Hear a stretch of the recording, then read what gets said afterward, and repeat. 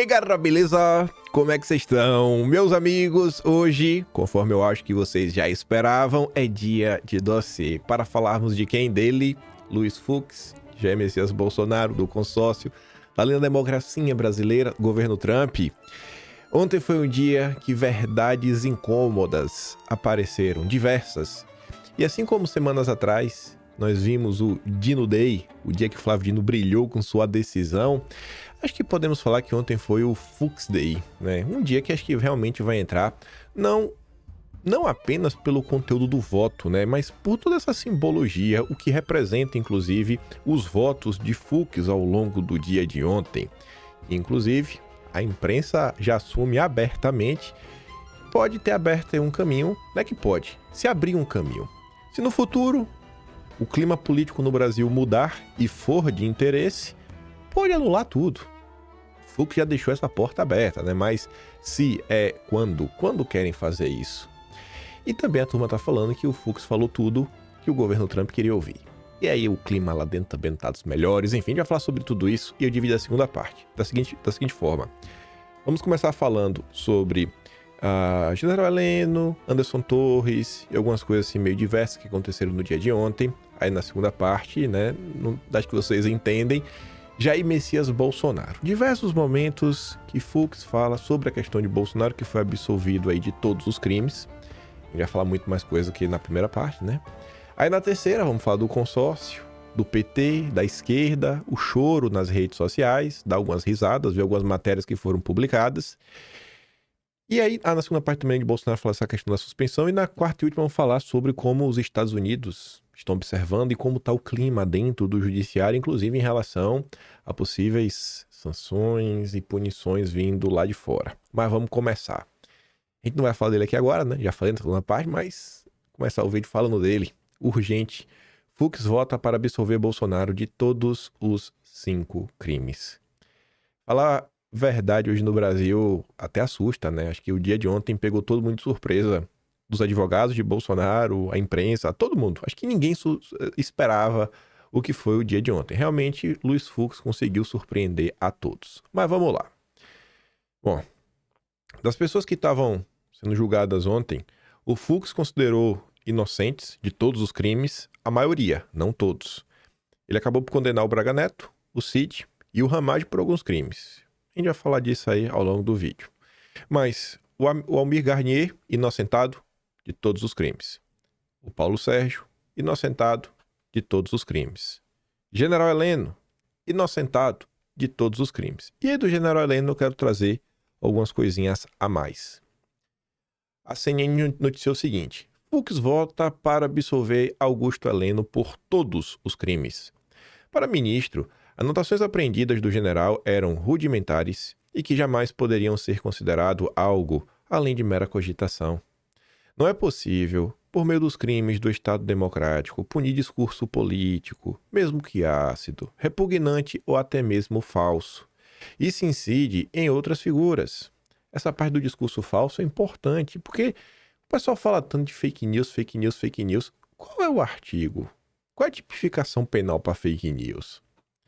A pretensão ministerial ainda me parece mais dissonante dos manuscritos apreendidos do réu Augusto Heleno. São anotações rudimentares, sem data determinada, além de 2 impressos com pensamentos demandados sobre a confiabilidade do sistema eletrônico de votação. O exercício da condição de assessoramento jurídico ao Executivo Federal não é um ato executivo violento capaz de abolir o Estado Democrático de Direito.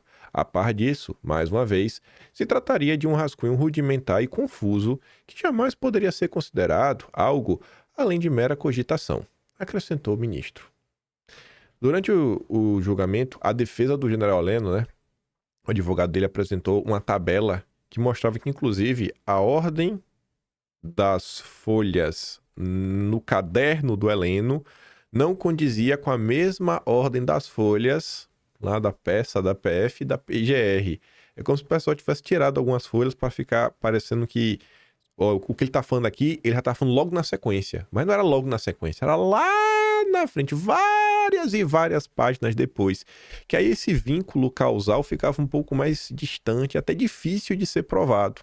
basicamente impossível de ser provado, né? Mas enfim.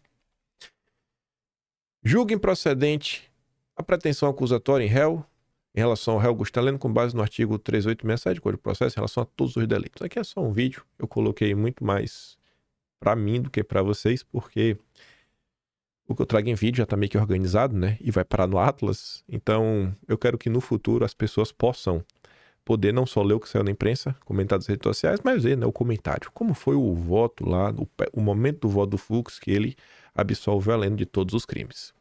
Avançando, o Anderson Torres. Esse daqui foi bem interessante, porque o Fux falou tanta obviedade sobre tantos assuntos, e inclusive acabou por expor a esquerda, o PT, e toda a hipocrisia até da imprensa, que a gente vai comentar sobre isso, né? Mas a começar, a maior parte desse vídeo eu até baixei, mas como eu sei que tem muita coisa pra falar hoje, eu vou me abster de dar play em todos. Mas enfim. Anderson Torres não pode ser responsabilizado criminalmente nem pelo crime de organização criminosa, nem a nenhuma prova com relação aos crimes de atentado ao Estado Democrático. Anderson Torres não era tão próximo aos oficiais militares com quem se reunia.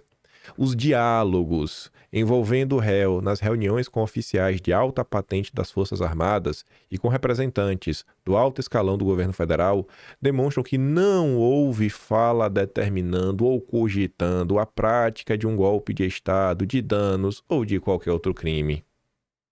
Eram manifestações de caráter institucional sobre os temas de sua pasta. Só porque o cara estava na reunião, mas o que tem de mensagem? Não tem nada.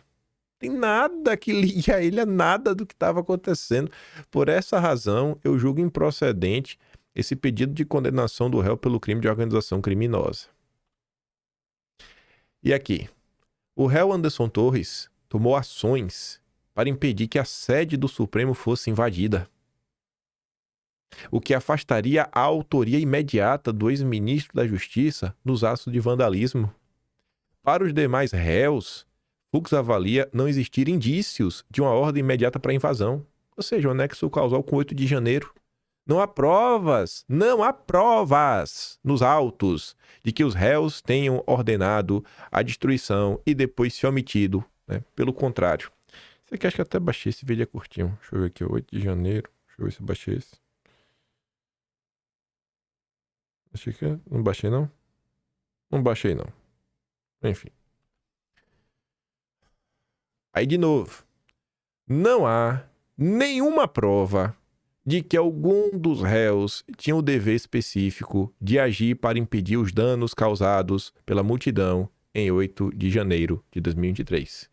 Onde que está escrito que algum deles era o responsável para barrar o que aconteceu no 8 de janeiro? Onde? Mas me diz aqui, né? Que era obrigação deles. Não há prova nos autos. Prova, sabe o que é isso? Prova? Não tem. De que os réus tenham ordenado a destruição. Vai lá, quebra tudo no 8 de janeiro e depois ser omitido. Pelo contrário, há evidências de que assim que a destruição começou, um dos réus tomou medidas para evitar que o edifício do Supremo fosse invadido. Quem? O Anderson Torres. E eu posso atestar isso pelas provas dos autos que o réu Anderson Torres assim agiu. As provas o inocentam. O cara não estava no Brasil. Vocês lembram que o Anderson Torres, ele teve ordem de prisão decretada quando ele estava nos Estados Unidos? Que ele já havia comprado passagens, férias. O funcionário público tem que se programar. Ele tinha comprado em novembro do ano anterior, de 2022, ou até mesmo antes. Veio, se entregou numa boa, tudo mais. E as mensagens mostram ele preocupado com o que está acontecendo, os atos de vandalismo. Gente, é um absurdo. Aí você vê o cara falando o óbvio. Aí fica todo mundo assim, ó, meu Deus. A surpresa nesse Brasil... Nós chegamos no ponto que a população fica surpresa quando vê alguém falando a verdade. A população fica surpresa quando vê alguém falando a verdade. Aí mais, é o dedo na ferida, sabe? Ao longo da semana passada, e dessa semana também, nesta semana, diversos jornalistas pontuaram uma mesma questão. Até o momento, ninguém apresentou nenhuma prova concreta, conectando o Bolsonaro e toda essa turma ao 8 de janeiro. Vários jornalistas comentaram sobre isso. E ao longo do ano já haviam comentado, até mesmo jornalista da Globo, o Pablo Hortelado já tinha comentado isso lá na Globo. Tô começando a ficar nervoso falando isso daí, falar, eu não vou mostrar. Maria, eu odeio falar de coisa e não poder mostrar. Ai. Deixa eu ver aqui, ó. Pablo Hortelado,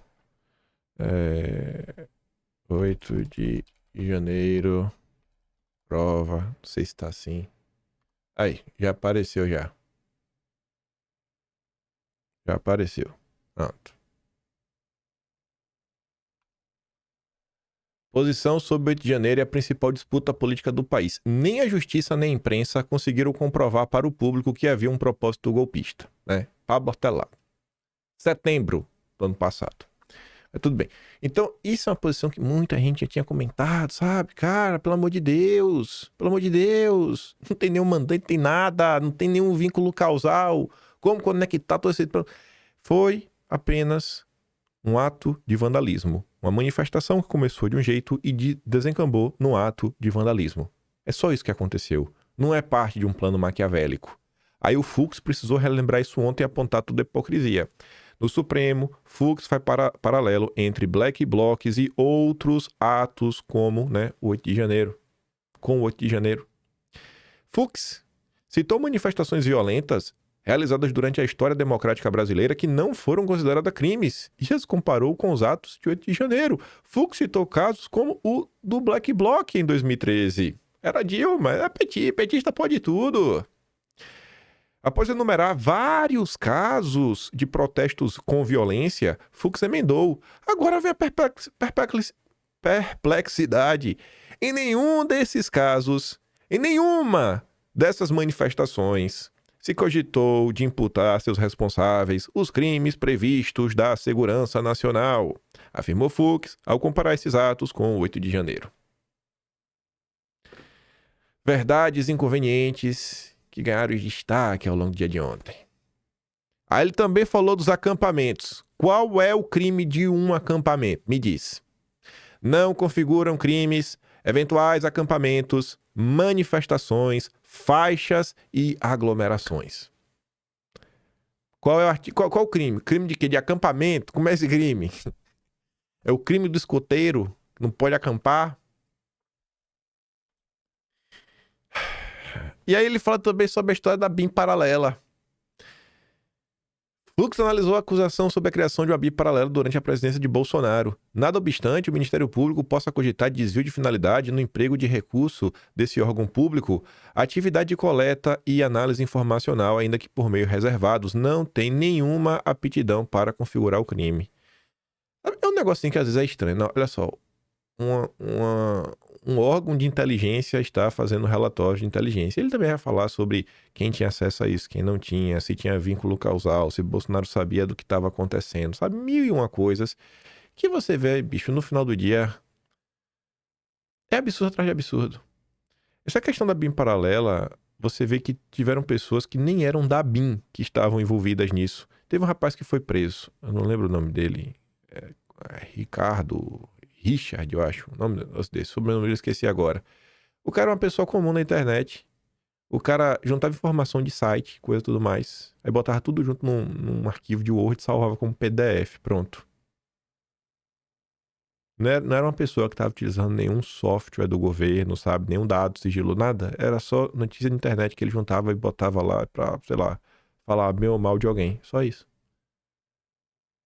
Essa era a BIM paralela. Mas vamos lá. Vamos falar especificamente sobre Jair Messias Bolsonaro.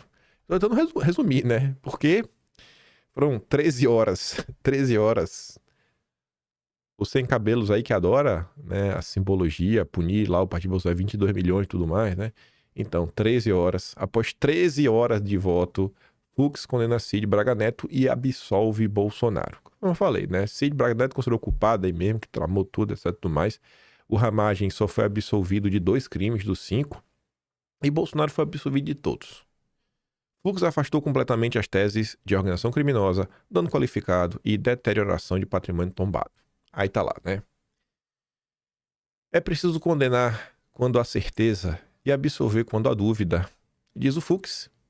O ministro do Supremo fez afirmação a introduzir voto antes de abordar as questões preliminares e mérito da ação penal que pode condenar Bolsonaro, né? Isso ainda era 9h30 da manhã. Ninguém esperava o que vinha pela frente, né? Mas já deu uma tremida. Fux afirmou durante o voto que pode formar maioria na corte para condenar Bolsonaro, que um juiz precisa de firmeza para condenar um réu e humildade para absolvê-lo quando houver dúvida sobre as acusações. Aspas, no juiz criminal reside a maior responsabilidade da magistrada, de firmeza para condenar quando houver certeza e, o mais importante, de humildade para absolver quando houver dúvida. Aí tem um ponto aqui que eu queria destacar na matéria, né? Esses militantes vagabundos da imprensa.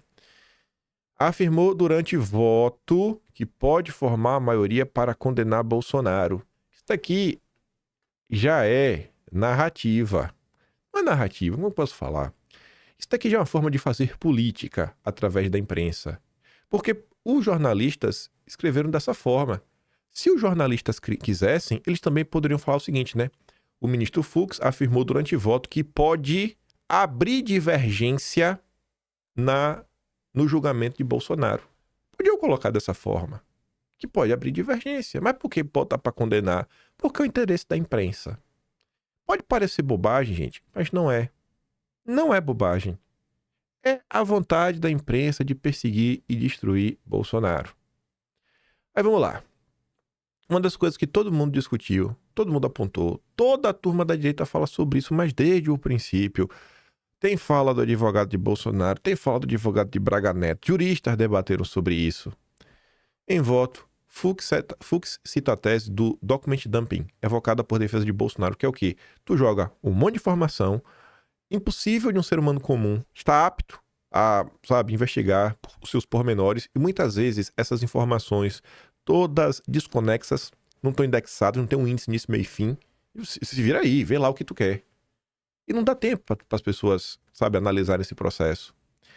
Ao alegar em seu voto que houve cerceamento de defesa, Fux citou a tese do document dump, uma tática de fornecer um volume excessivo de documentos sem a devida organização, dificultando a análise. O ministro afirmou que os 70 terabytes de arquivos poderiam ser equiparados a bilhões de páginas, a depender da resolução ou do número de caracteres. E aí, olha como é curioso. O Fux, ele não falou 70 terabytes. Aqui é uma escolha do jornalista. O Fux colocou essa informação de um jeito que eu acho que tem um peso maior no ouvido das pessoas. Ele usou porque o tera, enfim, né? Pega o seguinte, é porque você começa, na verdade, byte, aí tem kilobyte. Kilobyte não se usa mais, era na época do disquete. Era 10 a terceira, né? É unidade de milhares. Aí depois do quilo vem mega, da física, que seria 10 a sexta, né? Que seria trabalhando já com milhão. Depois do quilo, você vem giga, que seria 10 a nona, e depois tera, que seria 10 a 12ª. Então, o que é que o Fux fala? Ao invés dele falar 70 terabytes, ele fala 70 milhões de megabytes. E ele tá certo nessa quantificação. Um leigo que não acompanha, e não sabe o que é computação, não sabe nada de computador, quando escuta 70 terabytes, não sei lá o que é terabyte. Agora imagina ouvir 70 milhões de megabytes, o cara só sabe que é byte. Byte de computador, meu Deus, 60 milhões. Então aqui também foi uma opção jornalística. E não tá errado. Colocou lá de forma mais resumidinha, mas o termo utilizado no julgamento é mais curioso. Nuances que às vezes passam desapercebidas. Talvez fosse para defender o Lula, né? A Globo tinha falado sobre isso. É a mesma linha de argumentação na qual a defesa de Bolsonaro tem insistido. A expressão em inglês mencionada por Fux foi evocada pelos advogados, né? O document dumping. Em sua sustentação, dias atrás, Celso Vilardi, que representa Bolsonaro, disse que, aspas, os autos chegaram em cima da hora das audiências em milhares de páginas, o que inviabilizou um contraditório efetivo. Fecha aspas, abre agora, né, mais umas linhas aí para mais comentários. Aqui também é opção jornalística. Jornalismo não é o que o advogado disse, não é o que o juiz disse. Jornalismo é a busca pela verdade. Uma boa matéria jornalística e isso acontece quando você pode prejudicar a direita, o jornalista iria atrás de checar essa informação. Esse não é o papel do jornalismo? Checar os fatos? Expor as verdades que muitas vezes são indigestas, tanto por bem quanto por mal? E aí, é o que o advogado falou ou o que realmente aconteceu? Você termina de ler essa notícia e você não sabe se isso é verdade ou mentira. Você já percebeu isso? Teve ou não teve documento dumping de acordo com... Você não sabe. Você não tem um juízo de valor. Isso daqui também não é aleatório. É proposital. Que é para deixar menor, né? Talvez o Fux seja parcial. Talvez o Fux esteja tentando ajudar Bolsonaro. Essa situação... eu tô na dúvida se foi no início desse mês, porque já tá no dia 11. Eu acho que foi no mês passado. Deixa eu dar aqui uma olhada. Eu acho que foi mês passado. Se for mês passado, vai ficar um pouco mais fácil. Mas eu acho que foi mês passado. O cerco contra Bolsonaro. Vamos dar uma olhada aqui, juntos. Olha lá. Manifestação, já é preso, as primeiras reações, crítica de decisão, julgamento se aproxima.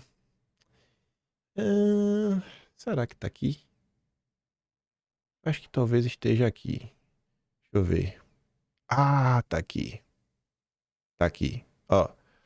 A defesa de Bolsonaro juntou as alegações finais ao processo de tentativa de golpe. Aí o que tá, né? É questão do documento dumping, é o cerceamento. Tá aqui mesmo. Aí vem, ó. A Polícia Federal separou a mensagem do celular apreendido, só juntou essa mensagem aos atos e manteve o restante do conteúdo daquele celular fora do processo. Aí eles vão comentando, né, que, assim, no dia, né? Ó, a defesa fez uma petição afirmando que precisava de mais tempo para analisar as provas que tinham sido enviadas em 14 e 15 de maio, quando faltavam 4 dias. Enfim, e aí tem outro... Aqui tem mais, ó. Parte das provas enviadas para a defesa pediam uma senha de acesso. E adivinhem, a Polícia Federal não tinha disponibilizado. A defesa só conseguiu depois de iniciada a inquirição das testemunhas. Isso foi reconhecido pela própria Polícia Federal. Foi reconhecido onde? Aqui, ó. Cadê? Aqui, ó. Aqui eles mandam um arquivo, ó, sábado, 17 de maio. Aqui está o site que o Felipe Monteiro Andrade compartilhou com você. E para a Blitz Eleitoral. Aí... tem o print dos arquivos, ó, pedindo digite a sua senha e o e-mail. Você vê, ó, assunto resposta, Felipe Monteiro de Andrade, né? Que é esse e-mail aqui, ó, Felipe Monteiro de Andrade. Aí, eles respondem no dia 22.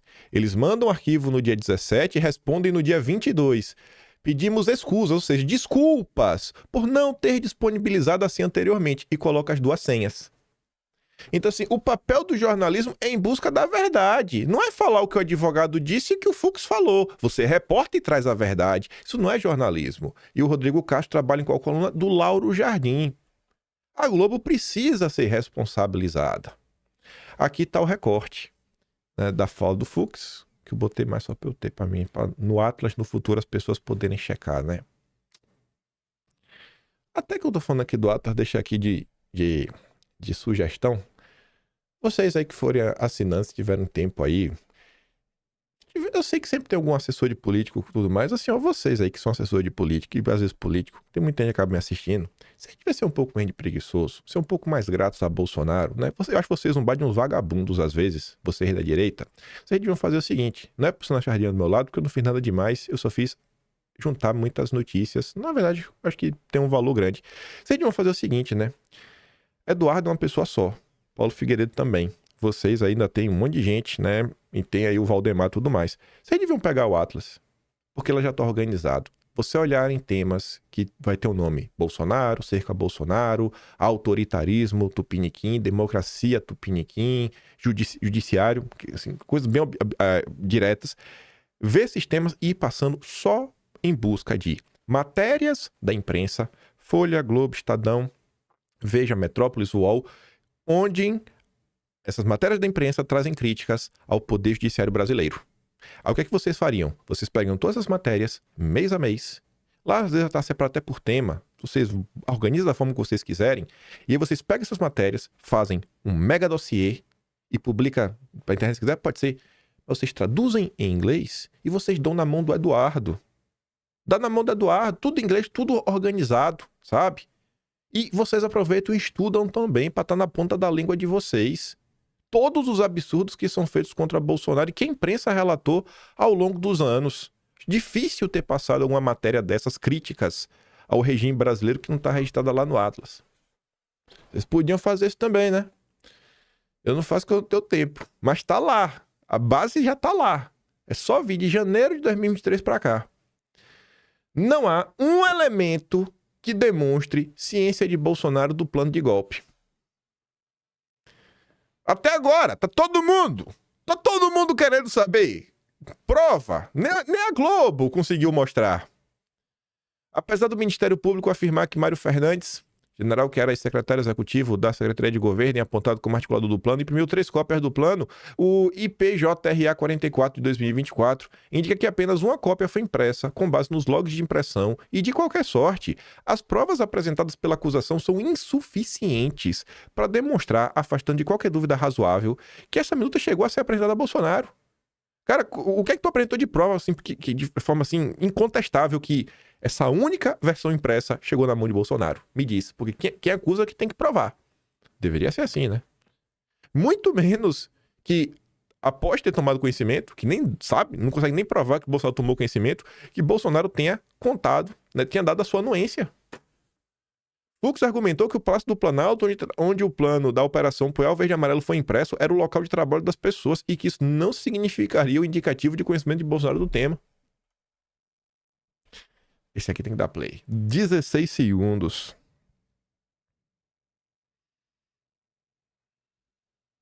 Nem se logrou comprovar nos autos a diferença entre essas diversas versões. O réu está sendo acusado por um documento cujo teor exato não é conhecido, de origem certa, e apresentado em uma reunião da qual nem participou. Nem se logrou comprovar. Está sendo acusado de uma coisa que foi apresentada em tese de uma reunião que ele nem teria participado. E não para aí. A tal minuta do golpe é assim, ó como é que tá. Ainda tá com a imagem em cima, um papel. Você não sabe nem qual é o teor completo. Como funciona? Você sabe que é o teor completo, bicho. A minuta do golpe é sério. A PGR usou isso como prova, tá ali, ó. A última parte da minuta encontrava-se parcialmente obstruída por um papel que propositalmente ocultava as provisões finais. Propositalmente. Como assim propositalmente, cara? De onde você tirou essa opinião que era de propósito? Como você chegou nessa conclusão que era de propósito? Mas vamos lá. Tem mais. Vai falar do Felipe Martins, de Bolsonaro, e também dessa questão de minuta. Seguindo a ordem cronológica dos fatos, a primeira conduta específica narrada pelo Ministério Público diz respeito a uma suposta reunião entre o réu Jair Bolsonaro e Felipe Martins no Palácio da Alvorada em 19/11/2002. Ao referir-se a esse encontro, a Procuradoria-Geral da República disse que o documento de finalização do golpe era preparado pelo grupo e acompanhado de perto por Jair Messias Bolsonaro. Entretanto, a acusação não logrou indicar exatamente qual documento teria sido apresentado ou discutido nessa reunião, sendo certo que o seu conteúdo não veio aos autos. O próprio Correio Mauro Cid, cujo depoimento é invocado pelo parquê, faz referência genérica a várias reuniões, sequer sabe precisar as datas.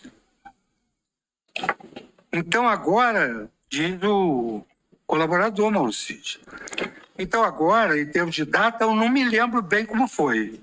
Mas me parece que foi uma, duas, no máximo 3 reuniões, talvez 2, em que foi levado esse documento ao presidente. É assim que foi a acusação, formulou o seu pedido, que não restou adequadamente provado. Dureza, né? Mas o Ministério Público, em momento algum, apresentou provas da ciência ou da participação de Bolsonaro nos fatos. É só mais um. Já dei play, já nem vou dar play nesse vídeo. Limitando-se a narrar condutas atribuídas a Anderson Torres, Vasques, Marília Ferreira Alencar e Fernando de Souza Oliveira. Né? Mas e o Bolsonaro?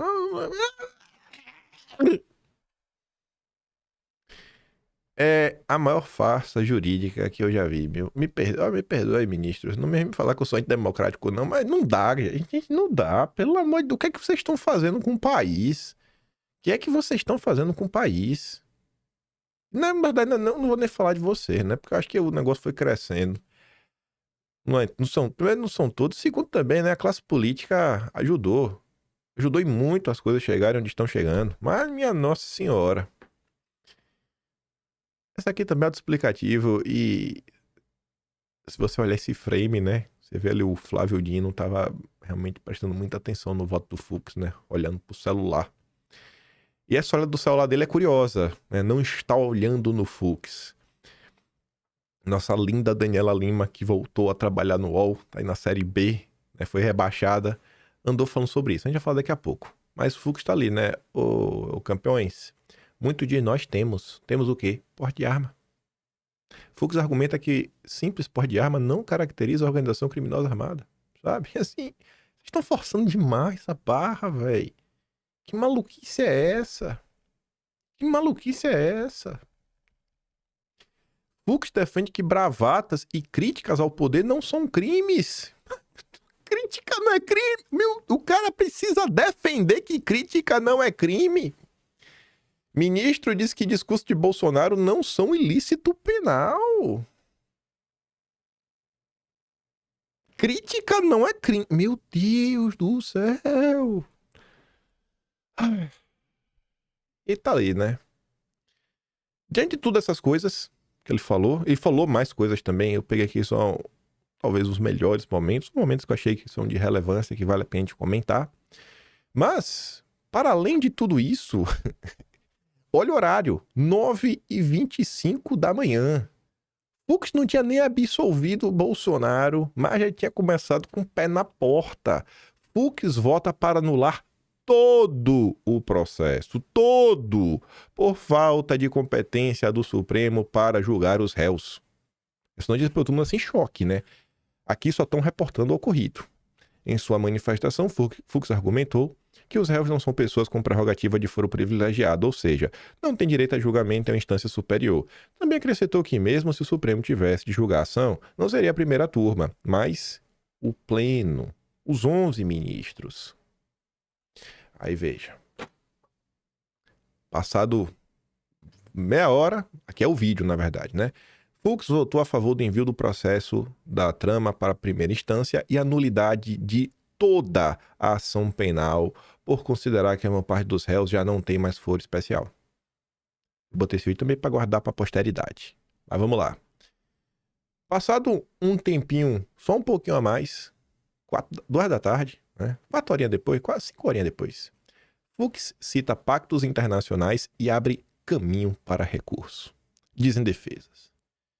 Em 5 horas, a turma começou a quantificar o quão importante pode ter sido essa decisão do Fux. Dentre os muitos pontos favoráveis no voto do Fux, um em especial que eu não gosto das defesas dos réus na suposta trama golpista. As menções feitas por ele a acordos internacionais dos quais o Brasil é parte. Pouco antes do intervalo para o almoço, Fux mencionou 2.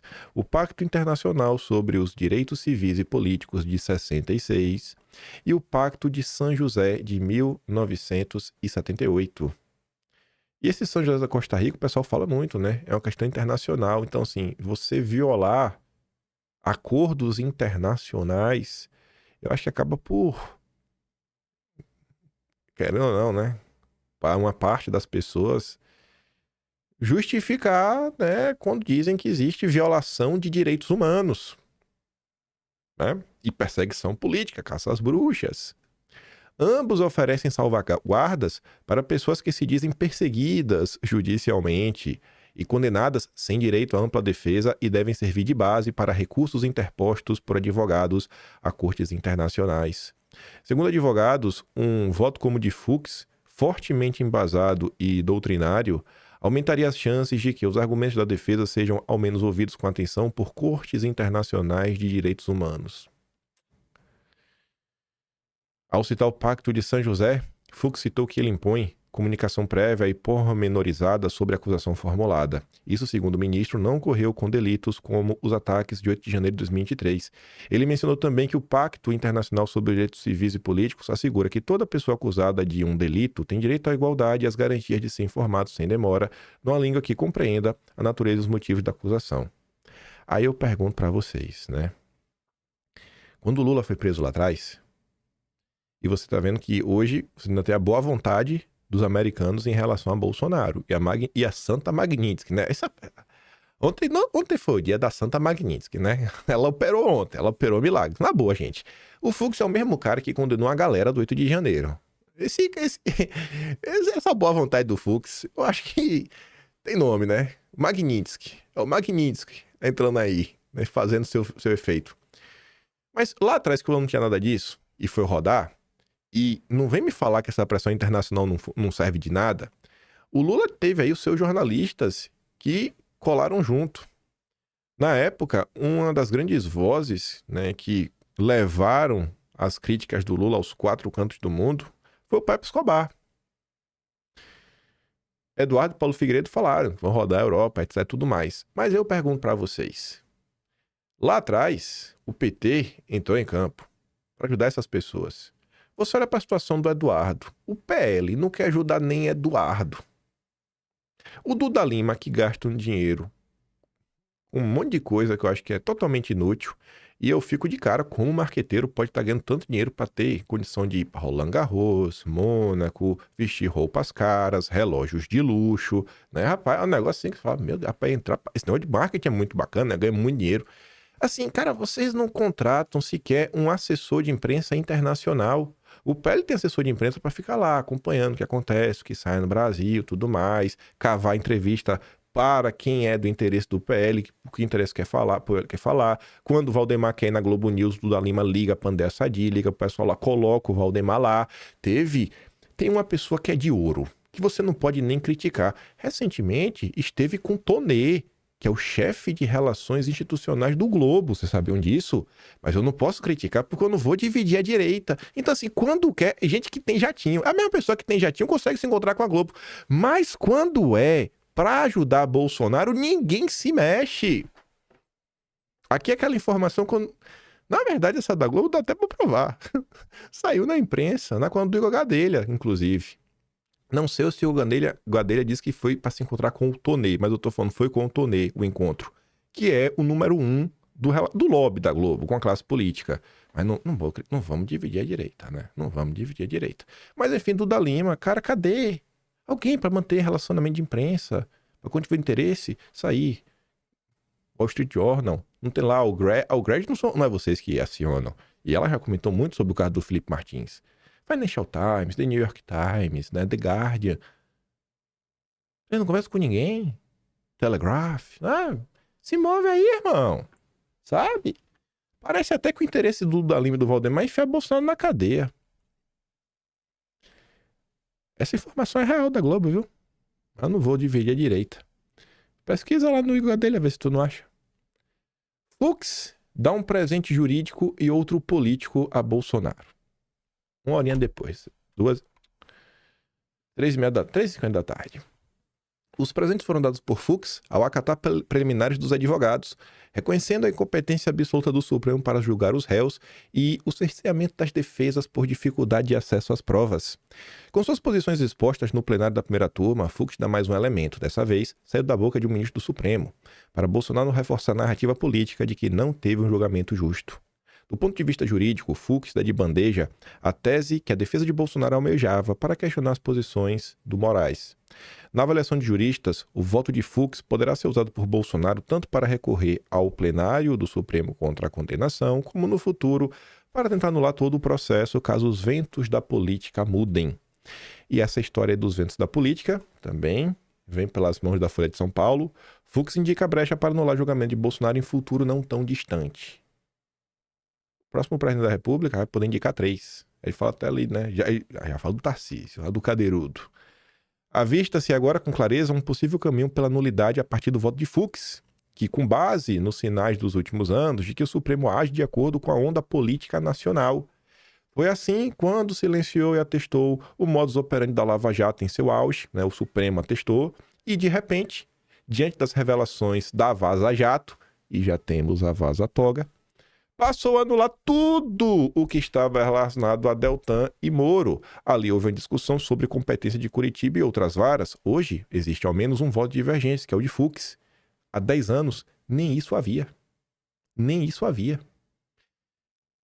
O Supremo, na época, reconhecia por unanimidade a competência de Curitiba para julgar casos relativos ao Petrolão. Vamos gastar esse dinheiro aí em Valdemar, em Duda Lima. Para de atrapalhar, cara. Sabe? A Globo, também compartilhando dessa e outra, né? Além dessa questão da nulidade, voto Fux acaba também por reforçar a questão da anistia, né? Surpreendente o grau de divergência que Fux abre com o voto dele. O voto dele tanto fortalece argumentos agora na discussão da anistia, quanto fornece elementos para no futuro, numa possível virada de maré política, diversas dessas decisões sejam revertidas. Por exemplo, a questão do fórum em que se deu esse julgamento no Supremo. Uma história que a gente também já viu no passado recente do Brasil. Porque agora a questão da anistia é o seguinte, olha só, o julgamento não é unânime. Nem todo mundo acha que teve golpe de Estado. Então, assim, esse papo de falar que... quem garante que essas pessoas realmente atentaram contra a democracia, né? Não pode dar indulto porque não dá indulto para crimes contra o Estado Democrático de Direito, mas quem disse que foi? É só uma parte.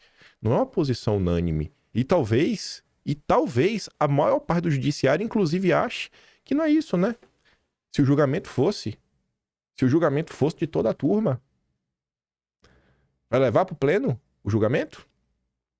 Matematicamente é possível. Na composição atual, não importa, matematicamente é possível. Então, assim, o voto do Fux também fortalece, né, a possível cobrança pela anistia. Aí vem aquela parte para dar uma risada, né, básica, do que é a esquerda e o que é o consórcio. Vocês devem imaginar como foi a cobertura da imprensa diante, né, das falas do ministro Fux. Aí vem o Sakamoto. Fux mantém Disney ao alcance com voto e joga colegas na fogueira de Trump. Oh, meu Deus do céu. Fux relativizou a democracia e normalizou o golpismo em voto pró-Bolsonaro. Oh, meu Deus do céu. Fux não votou contra Alexandre Ogoné, vota contra ele mesmo. É Fux versus Fux. Oh, meu Deus. Só a nata da bosta do consórcio chorando. Aí o Noblar. Tá igual a eu. Igual a eu, né? Eu escrevo errado o tempo todo. Chuta a bola pra longe, com J, né? Fux mata no peito as acusações contra Bolsonaro. Bolsonato. Aqui também, ó. Bolsonato. E chuta a bola pra longe. Ai, meu Deus do céu, velho.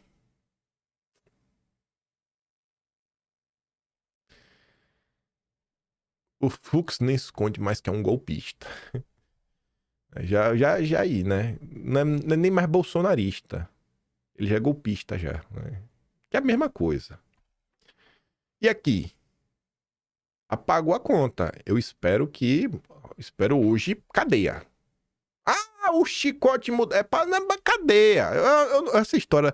Eu tô começando a ficar com raiva da história do chicote mudar de mão, viu? Porque quando é um lado respeita tudo, o outro não respeita nada. Mas tá ali, ó. Olha a gênia. A gênia coloca no próprio perfil dela um link da Behance, que tá aqui, né? Que como você pode ver, tem uma biografia dela. E ela é o quê? Freelance em tempo integral, né? Trabalha onde? Na Câmara Legislativa do Distrito Federal. É uma gênia, né?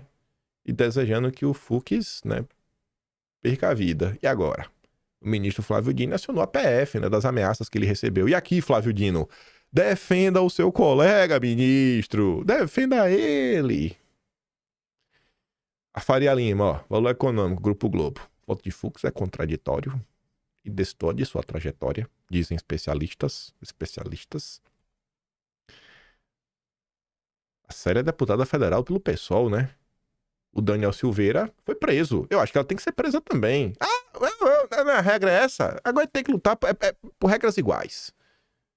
Não sei se ela tem algum cargo no governo Lula, mas tá ali, ó, ninguém vai poder falar que Fux não se esforçou para defender os golpistas, não é mesmo? Ele está até agora tentando defender o indefensável.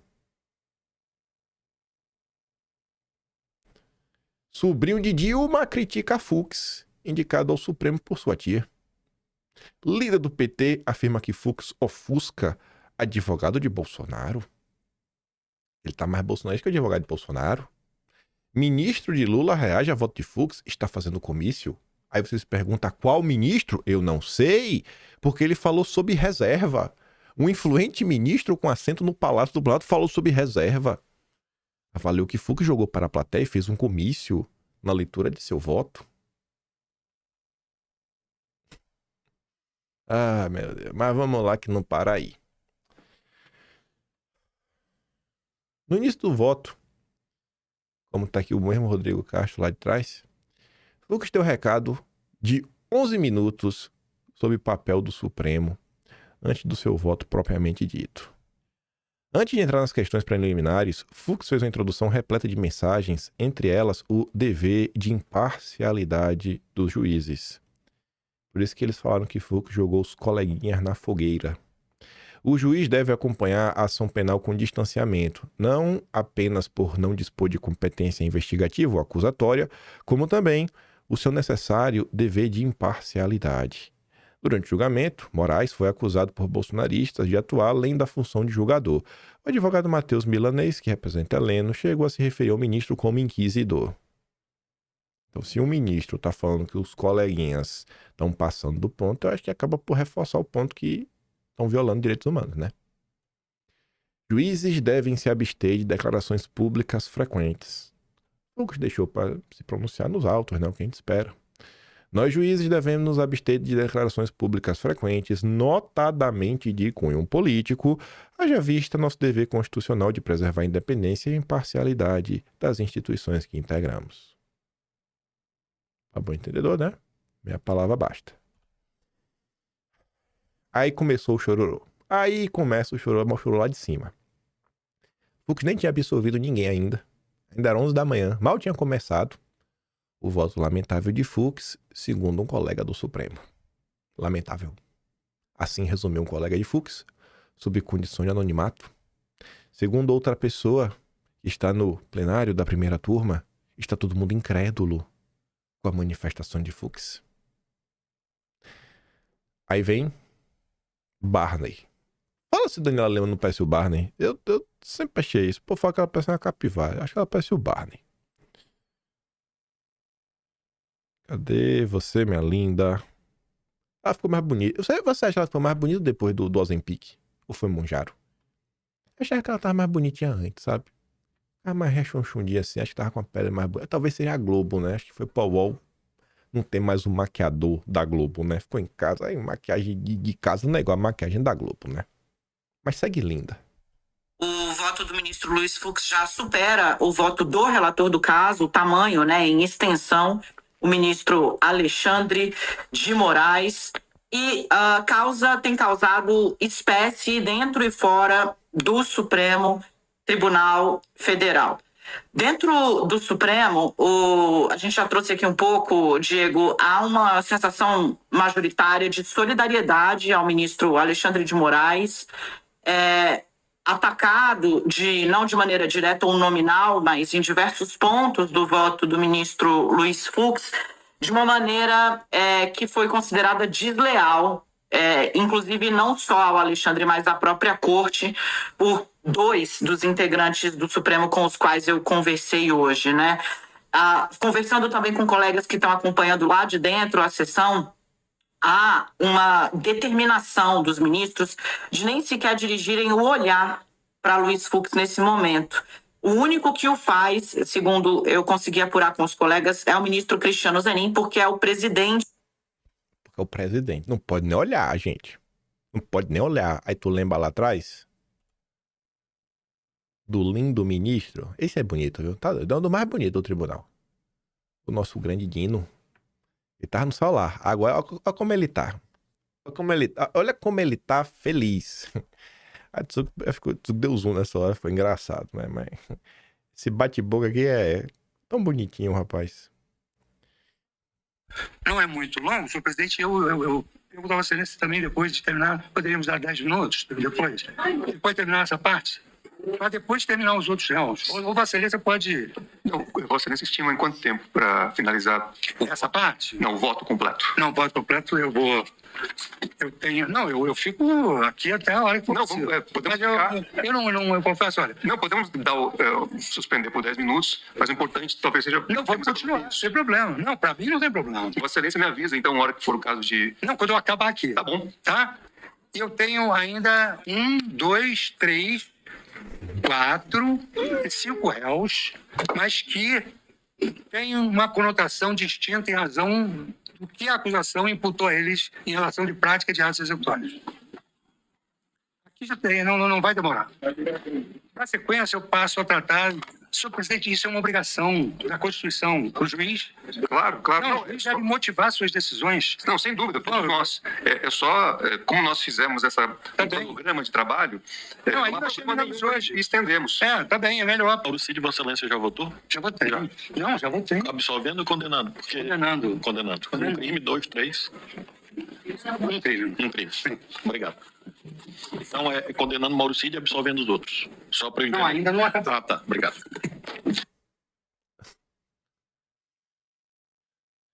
Rapaz, 13 horas de votação, né? Eita!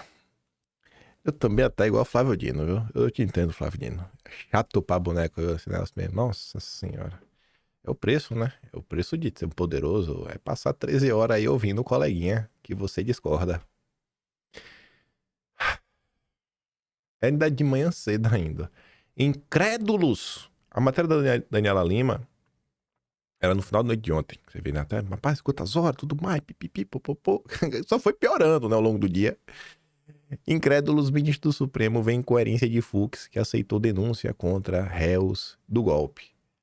A Edson fala assim, ó, a incoerência do Fux talvez seja porque, ao longo do percurso, ele tenha percebido o verdadeiro propósito desse processo, um vale-tudo para incriminar pessoas por crimes que não cometeram. Também pode ter a Santa Magnitsky, né, operando milagres. Piadas à parte, Luiz Fux carimba a faixa de paladino da democracia de Moraes. Tiveram 2 jornalistas, desses aí mais famosinhos do que eu vi, que resolveram analisar o caso ainda ontem e adotaram um tom bem crítico, assim, ao que estava acontecendo. A nota do William Vac, eu acho que é mais completa, porque ele já fez de madrugada. Ele já fez após o julgamento. A do Mário Sabino era com essas primeiras percepções, né? Você vê ali o horário, né? Publicado originalmente meio-dia, 11h57. Mas enfim, o único juiz concursado do Supremo. Olha que coisa curiosa, gente.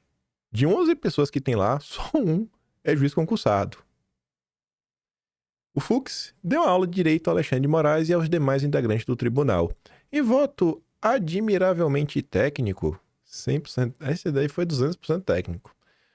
Ele votou pela incompetência absoluta do Supremo de julgar Bolsonaro e outros 7 réus sem prerrogativa de foro, acolhendo o argumento da defesa e relembrando o conceito básico de juiz natural. Incompetência agravada pelo fato do julgamento não ter sido levado ao plenário do Supremo, mas permanecido na primeira turma do tribunal. A Constituição da República delimita de forma precisa e restrita a hipótese que nos cabe atuar originariamente no processo penal. Trata-se, portanto, de competência excepcionalíssima. Meu voto é no sentido de reafirmar a jurisprudência dessa Corte. Concluo, assim, pela incompetência absoluta do Supremo para o julgamento desse processo, na medida que os denunciados já haviam perdido seus cargos. Vocês já haviam, né? Acho que esteve errado. Mas, Luiz Fux apontou o cerceamento de defesa dos réus pelo fato de seus advogados não terem tido tempo hábil para examinar o tsunami de dados a partir dos quais a PGR construiu a sua peça acusatória, pensando alguns e descartando outros. O ministro retomou a velha e boa jurisprudência, não a jurisprudência de ocasião, tão ao gosto dos seus colegas, para ensinar que, embora o direito tenha pressupostos na moralidade, ambos não se confundem. O sujeito pode ser um canalha, pode ser um patife, pode praticar ordinariedades, como exemplificou o Fux, mas se o sujeito não incorrer em crimes previstos na lei, ele não pode ser julgado criminalmente pelo seu caráter e pelo seu comportamento.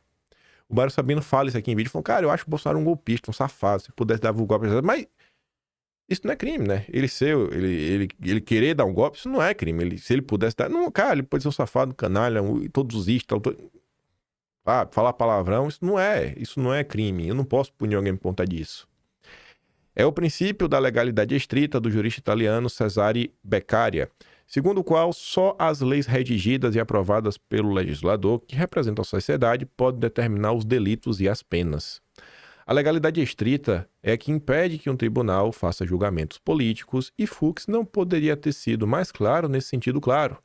Não compete ao Supremo realizar um juízo político do que é bom ou ruim, conveniente ou inconveniente, apropriado ou inapropriado. Compete a este tribunal afirmar o que é constitucional ou inconstitucional, legal ou ilegal. A maioria dos ministros do Supremo não está nem aí para a legalidade estrita e condenará Bolsonaro e outros 7 réus em julgamento político. Mas Fux carimbou a faixa de defensor da democracia de Moraes, apontando o tsunami de arbítrio produzido pelo ministro com a cumplicidade dos seus pares e abrindo caminho para que, no futuro, o julgamento possa ser anulado. Se Fux fez o que fez por ter simpatia por Bolsonaro, não importa. Muitas vezes, o certo é feito pelos motivos errados. PS. Enquanto escrevia esse artigo, o ministro continuava a ler o seu voto.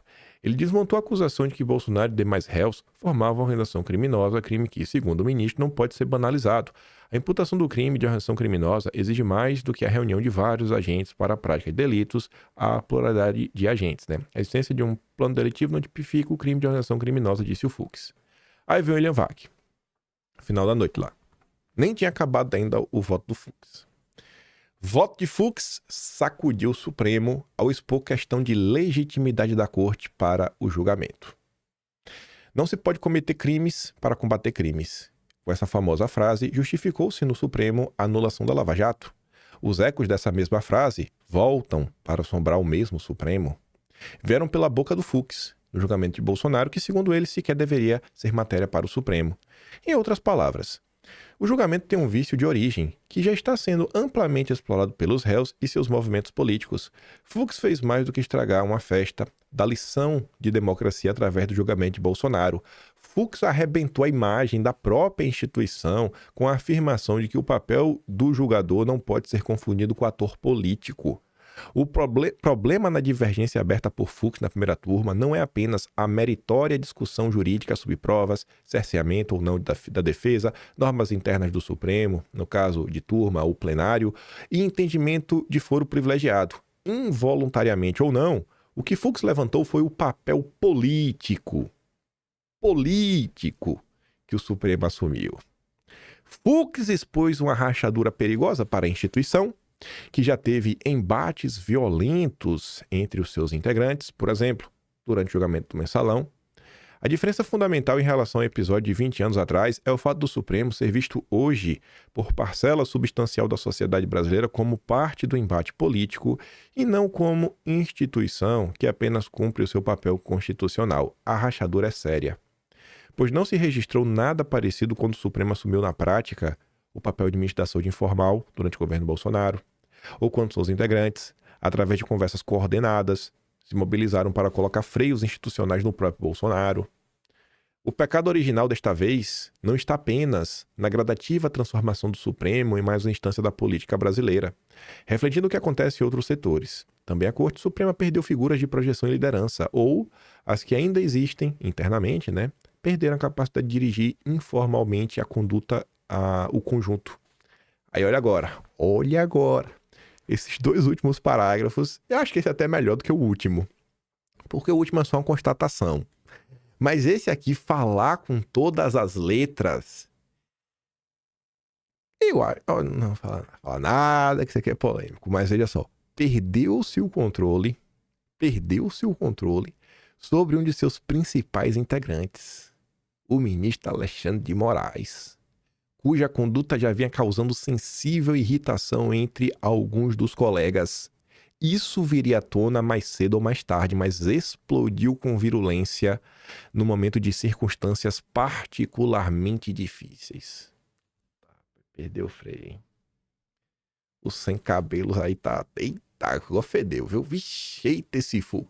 O Fux vai ser preso, viu? Elas são a brutal pressão política da Casa Branca sobre o Brasil, né? Essas circunstâncias difíceis. Exatamente pela atuação do Supremo e a articulação de anistia, que é uma afronta declarada da própria Corte. A questão de legitimidade do Supremo é o problema que o voto de Fux levantou. Jogou pra torcida, jogou pro Trump. Fux jogou pro Trump, Santa Magnitsky. E aí começou o chororô, né? Retórica de Fux cai como uma luva nas mãos de Trump. Eita. A leitura feita por um colega de tribunal é direta. Coleguinha, é sempre assim anônimo, nem falou qual é o nome do ministro. A retórica de Fux cai como uma luva nas mãos do Trump, isso porque reforça a tese de que Bolsonaro estaria sendo vítima de um processo espúrio.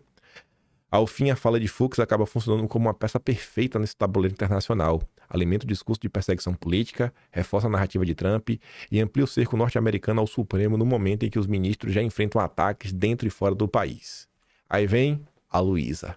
Ministros avaliam que Fux expôs colegas a ataques e sanções. Eita, o Fux está ajudando a Magnitsky. Santa Magnitsky. Ai, Jesus. Integrante do tribunal avaliou que o voto do Fux joga os coleguinhas aos leões e os expõe a mais sanções dos Estados Unidos, bem como a novos ataques do bolsonarismo. Segundo fontes da corte, já era esperado que Fux abrisse um grauzinho de leve, né? De divergência. Mas o Fux realmente o Fux deu cambalhota com a moto. Meu Deus do céu. Mas a dimensão dessas discordâncias, e especialmente em relação a Bolsonaro, acabou com a surpresa. Pelo amor de Deus, velho. Não teve um brasileiro neste país que esperava isso. E agora, voltando no tempo, eu li essas matérias todas.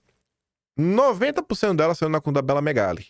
Vote nos últimos dias. Na coluna da Bela Megali, várias matérias falando do Fux, do que se esperava. Votos do Fux será um balde de água... Deixa eu ver aqui. Fux, acho que foi balde de água fria. Deixa eu ver se eu não estou enganado. Fux, balde de água fria. Deixa eu ver.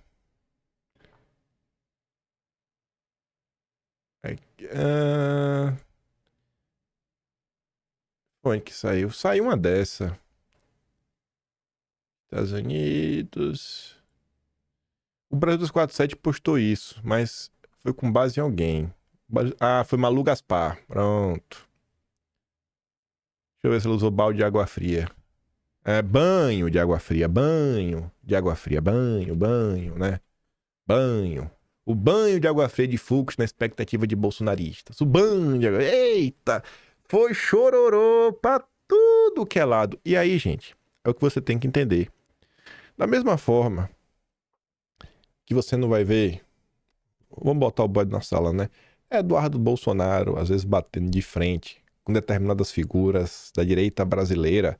Não porque ele não pode ou porque vai dividir a direita, mas porque vai ter... Às vezes o povo, o emocionado, não vai entender. Então, assim, muitas coisas, às vezes, né? Sai pela imprensa. O próprio judiciário, né? Nem todo mundo lá é amiguinho.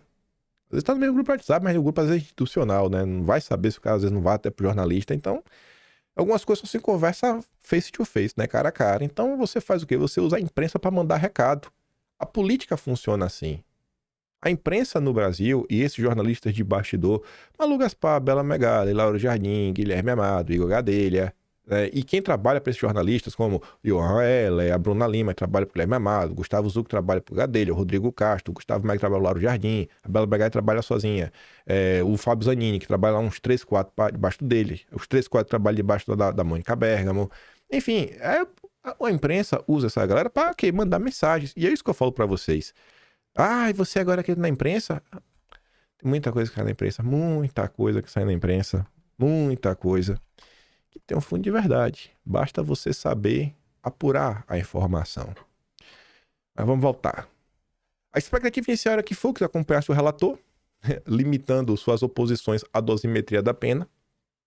Na leitura de um ministro, Fux só não votou pela absolvição, como também minimizou as articulações do plano do golpe, chamando-as, por exemplo, de bravatas, o que enfraquece a unidade da corte na resposta contra os ataques.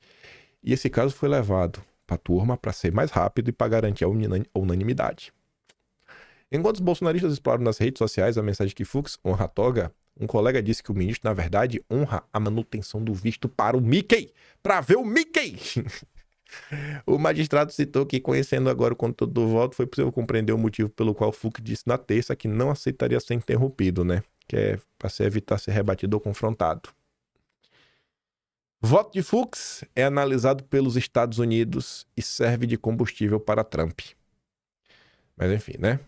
Nos próximos dias, aí a turma diz, né? Tá lá, tá dando um bizu, tudo tá acontecendo. Segundo Paulo Capelli, nos próximos dias, a esposa de Moraes, Viviane Barsi, deverá ser incluída nas sanções da OFAC, ou seja, Magnitsky. Outros magistrados, assim como integrantes da PGR, da PGF e da PF, também estão na mira. Em seu voto, Fux argumentou que após a PGR apontar crimes de Bolsonaro na trama golpista, a Suprema Corte mudou o entendimento para que pudesse julgar o caso mesmo após Bolsonaro deixar o cargo. Segundo Fux, tal prática dá margem para que a ação penal venha a ser anulada no futuro.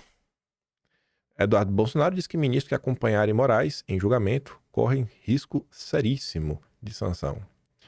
Fux está demonstrando que não embarcou nesse navio furado, né, do regime de exceção. Outros ministros, pessoas normais, devem seguir o exemplo do Fux. Vamos ver, né? Eu acho que o julgamento vai terminar ruim no final do dia. Eu não tenho muita esperança, não. Não tem esperança no Zanin? Eu não tenho. Não tenho esperança na Carmen Lúcia? Ele não tinha no Fux, eu vou ter nos outros. Se eu for maluco. Flautista de Genebra, que há muito tempo estava desaparecido, reaparece para falar que governo Trump e conselheiros comemoram posição de Fux além do esperado. A UOL, né, ao Jamil Chad, que está em Genebra, né, nosso flautista de Genebra. Fontes em Washington indicaram que a decisão do Fux foi além do esperado. Ainda que o voto não mude o resultado de eventual condenação, os termos usados por Fux e a construção de sua decisão poderão ser instrumentalizadas pelos americanos para apontar que não se trata somente de uma visão de uma potência estrangeira. Na avaliação de diplomatas americanos, a postura de Fux agora legitima a posição do governo Trump de adotar sanções contra membros específicos do Supremo. E para terminar o vídeo de hoje, a família de Moraes compra mansão por 12 milhões de reais em Brasília. Deus abençoe, viu? Deus abençoe a América. A família do ministro comprou uma mansão de 725 metros quadrados no Lago Sul, bairro Nobre. 12 milhões paga à vista. 2 parcelinhas de 6 milhões. A compra está lá, feita pelo Lex, né, o Instituto lá que vocês conhecem. A escritura de compra e venda foi assinada por Viviane e um cartório de Brasília menos de 15 dias. Só para comentar o que aconteceu de ontem. E também, gente, tem uma tragédia nos Estados Unidos lá, envolvendo o Charlie Kirk.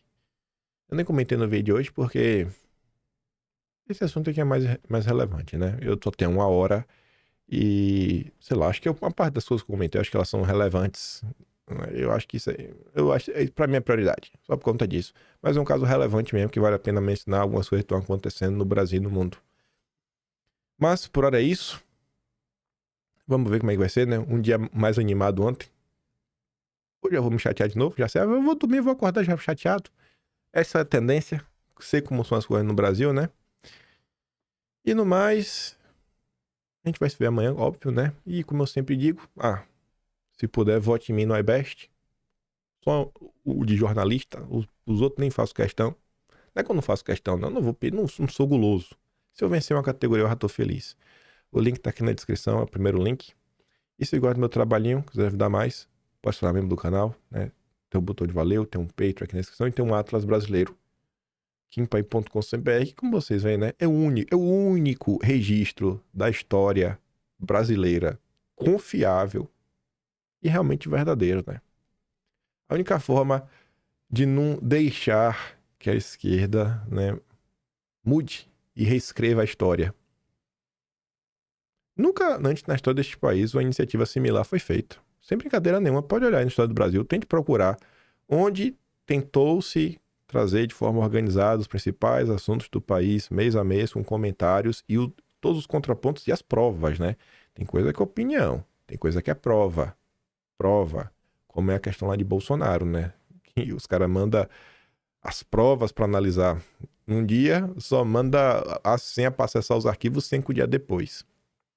Isso daí a imprensa tinha que trazer para o público. Como não traz, nós estamos aqui. E por isso que eles querem censurar a internet. E é isso. Aquele grande beijo e abraço. Vamos ver o desenrolar até o final. Tamo juntos. Valeu, meus amigos. Fui.